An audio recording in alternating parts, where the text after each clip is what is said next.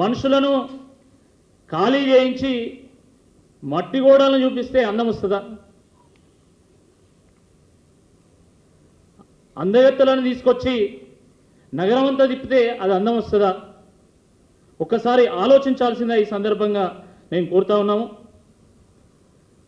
ఓరుగల్లు ఒక ప్రపంచ వారసత్వ నగరం. అది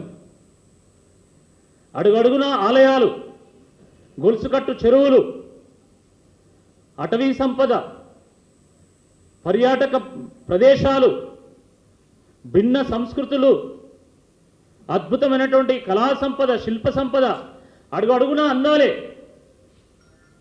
కానీ అక్కడి ప్రజలు కన్నీళ్లు పెట్టినప్పుడే అది నిజమైనటువంటి అందమైతుంది తప్ప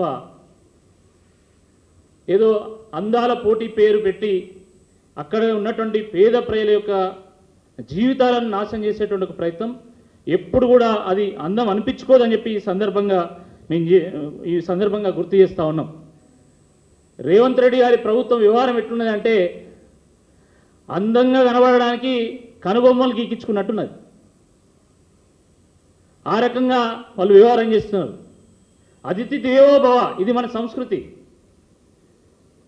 ప్రపంచ నలుమూలల నుండి, దేశ విదేశాల నుండి వచ్చినటువంటి అతిథులకు ఆతిథ్యం ఇద్దాం, గౌరవిద్దాం, వాళ్ళని స్వాగతిద్దాం. కానీ పేద ప్రజల కన్నీళ్లను ఆరబోసి అత్తరు తయారు చేసి వాళ్ళ మీద సెంటు కొట్టి వాళ్ళ ఆర్తనాదాలతోని సన్నాయి మోగించి స్వాగతించడానికి మాత్రం ఎట్టి పరిస్థితుల్లో అంగీకరించేది లేదు. ఇది సమంజసం కాదు అని చెప్పి ఈ సందర్భంగా గుర్తు చేస్తూ ఉన్నాం. ఎవరు మెప్పు కోసమో ప్రజల్ని ఏడిపించడం ఇది ప్రజాపాలన అవుతుందా? ఒకసారి అర్థం చేసుకోవాలా. అందాల పోటీలు పెడితే రాష్ట్రానికి అందం వస్తుందా? అందగత్తెలను తిప్పితే రాష్ట్రానికి అందం వస్తుందా? అందమైనటువంటి పరిపాలన చేసి ప్రజలు ఆనందంగా ఉండేట్టు చేస్తేనే రాష్ట్రానికి, ప్రభుత్వానికి నిజంగా అందం వస్తుంది తప్ప ఈ రకమైనటువంటి కూల్చివేతలతోని, ప్రజల కన్నీళ్లతోని ఎప్పుడు కూడా రాష్ట్రానికి కానీ ఈ ప్రభుత్వానికి కానీ అందం రాదు అనేటువంటి వాస్తవాన్ని గ్రహించాల్సిందే ఈ సందర్భంగా గుర్తు చేస్తూ ఉన్నాం.